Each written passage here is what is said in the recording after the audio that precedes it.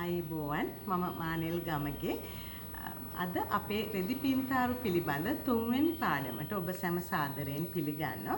අපි පළවෙනි පාඩමෙන් කරේ රෙදි පින්තාරු ගැන හැඳින්වීමක්. ඒකට තිබුණු ප්‍රතිචාර ගැන බොහොම සතුටුයි. බොහොම දෙනෙක් ඒක ගැන කමෙන්ට් කරලා තිබුණා. ඔබගේ යෝජනා ඉදිරිපත් කළා තිබුණා. ඉතින් කමෙන්ට් කිරීමෙන් මට පුළුවන් ඔබේ අදහස් සහ යෝජනා දැනගන්න. ඉතින් අද පාඩමෙන් අපි කරන්නේ බොහොම එම මලම කොහොමද රෙද්දක් මත නිර්මාණය කරගන්නේ කියලා. මේ තියෙන්නේ මම බ්ලවුස් එකකට මේ කරන ලද ඒ මලමයි. දැන් මේක ඩෙනිම් බ්ලවුස් එකකට කරලා තියෙන්නේ. ඉතින් ඒකයි මම කිව්වේ හරිම පහසුවෙන් මේක කරගන්න පුළුවන්. හොඳයි අපි බලමු අද නිර්මාණයට අවශ්‍ය දේවල් මොනවද කියලා. මෙතනදී මම අද පාවිච්චි කරන්නේ අමු රෙද්ද. දැන් අමු රෙද්ද අපි පාවිච්චි කරනකොට මේක සෝදලා අයන් කරලා ගන්න ඕනේ. ඒක හරිම වැදගත්. ඊටාම වැදගත්. මොකද මේ රෙද්දේ තියෙන කැඳ ගතිය යවලා තමයි අපි නිර්මාණය පටන් ගන්න. දැන් ඊළඟට අවශ්‍ය වෙනවා අපි කලින් පාවිච්චි කර බ්‍රෂ් තුනමයි. නම්බර 8 රවුම් බ්‍රෂ් එක, නම්බර 0 බ්‍රෂ් එක සහ නම්බර 4 ෆ්ලැට් බ්‍රෂ් එක. සහ තීන්ත සුදු, රෝස, මරූන්, කොළ, කහ, දුඹුරු සහ තැඹිලි කියන වර්ණ.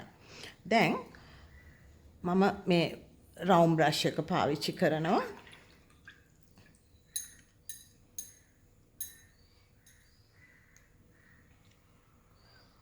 ඉස්සෙල්ලම සුදු වර්ණය,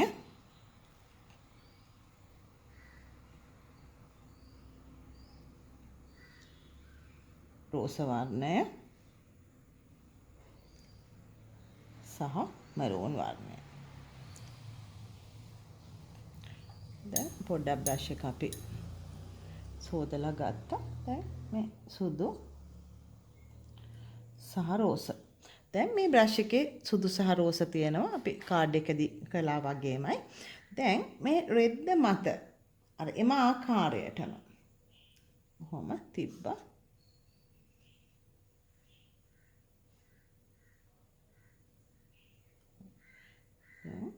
නැවත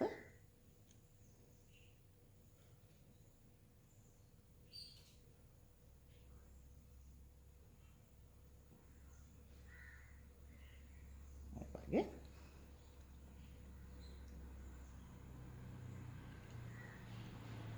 එතන මරූන් පාට පොඩ්ඩක් ගන්න.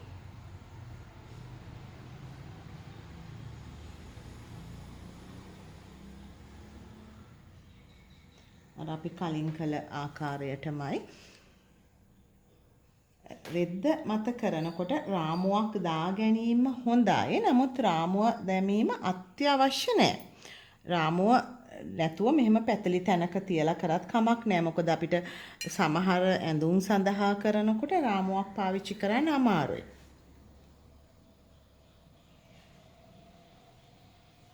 මේ වගේ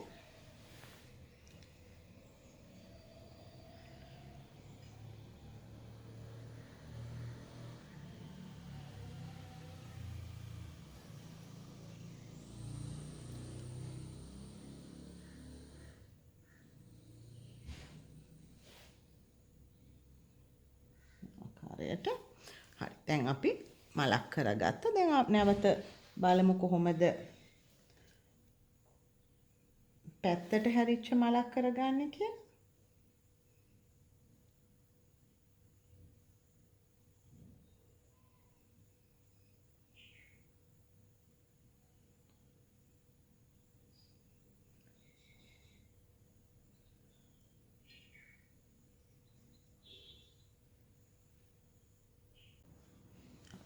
දැන් පොඩි පොහොට්ටුවක්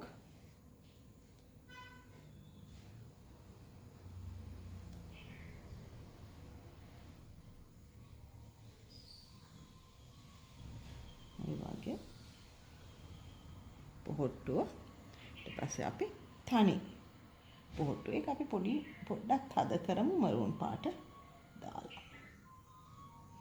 හරි. දැන් අපි නටු මණිපත්‍ර සහ කොළ ටික කරමු. දැන් මෙතනදී මම ගන්නවා කොළ පාට.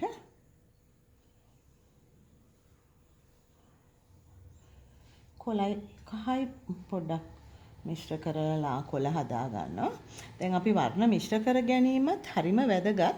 දැන් මොකද අපි හුඟක් වෙලාවට බෝතලේ තියෙන පාට ඒ විදිහටම පාවිච්චි කරන්නේ නැහැ. බොහෝ අවස්ථාවල අපි වර්ණ හදා ගන්නවා. ඒ කියන්නේ අපිට අවශ්‍ය වර්ණය තද ඒ විදිහට වෙනස් කරලා හදා ගන්න ඕනේ. වර්ණ ගැන මම වෙනම පාඩමකින් කියලා දෙන්නම්. දැන් මම නටුව කරන්නම්. නටුවට අපි කලින් කළා වගේම දුඹුරු වර්ණය පොඩ්ඩක් මිශ්‍ර කර ගන්නවා.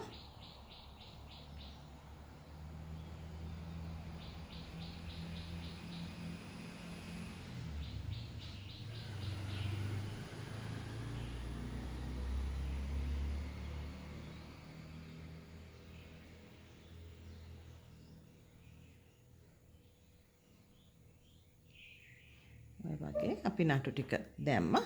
දැන් අපි ඊළඟට කොළ කරමු. කොළ සඳහා මේ නම්බර 4 පැතලි බ්‍රෂ් එක පාවිච්චි කරන්නත් පුළුවන්.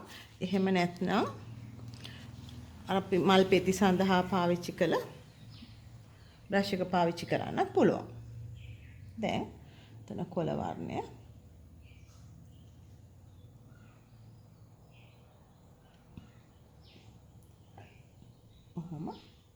පොඩි කොළ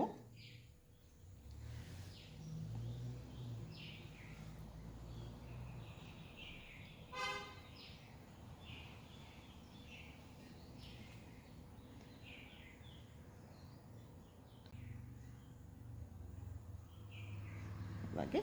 දැන් මම කැමති ඔබේ අදහස් දැනගන්න. ඉතින් ඒක නිසා මෙතන YouTube වීඩියෝ එකේ යට තියෙන කමෙන්ට් සෙක්ෂන් එකේ කමෙන්ට්ස් දැම්මොත් මට පුළුවන් ඉදිරි වැඩසටහන් ඕගලන්ට ප්‍රයෝජනවත් විදිහට කරන්නේ කොහොමද? ඕගලන් වඩා කැමති මොන වගේ දේවල් තව ඉදිරියට ඉගෙන ගන්නද? ඒක දැනගන්න. ඒක නිසා මේ පුළුවන් නම් කමෙන්ට් කරන්න. එතකොට අපිට අදහස් වමාරු කරගන්න පුළුවන්. හරි. දැන් මේ ආකාරයට කොළ මේක ඇත්තටම හරීම පහසු නිර්මාණයක්.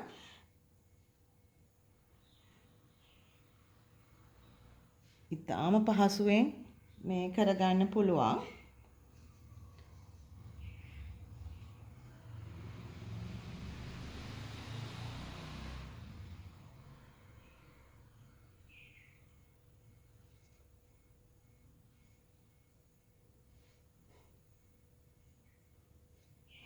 පල්ලෙහාට වෙද්දි පොඩ්ඩක් අර කොලේ ලොකුවට ගන්න ඕනේ. හින්දා අපි මෙහෙම බ්‍රෂ් එක තිබ්බා චුට්ටක් ඇද්දා.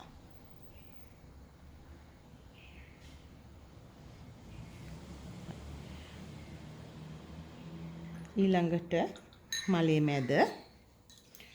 මැද අපි සුබ පැතුම් පතේ කළ ආකාරයටම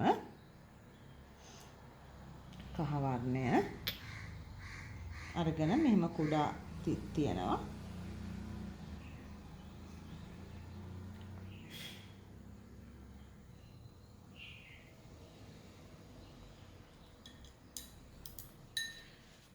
ඊළඟට තැඹිලි වර්ණයනොත් පොඩ්ඩක් තිත් තිබ්බා. ඊළඟට දුඹුරු වර්ණය ඔය වගේ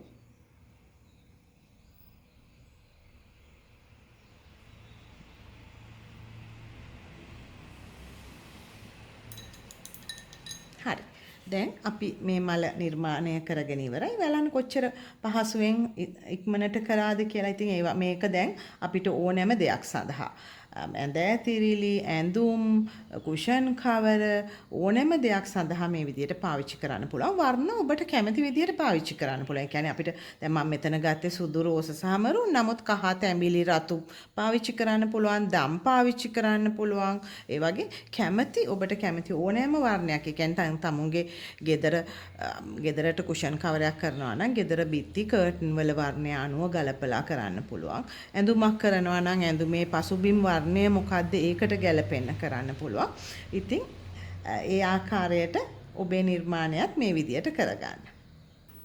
අද පාඩමෙන් අපි කළ රෙදි මත කළ ඉතාම පහසු මල නිර්මාණය ඔබට ප්‍රයෝජනවත් වෙයි කියලා මම හිතනවා. ඉතින් ඉදිරියටත් අපි ටික ටික නොඑක් විදිහේ මල් වර්ග සහ වෙනත් දේවල් රෙදි පින්තාරු ක්‍රමයෙන් කිරීමට බලාපොරොත්තු වෙනවා. ආයුබෝවන්.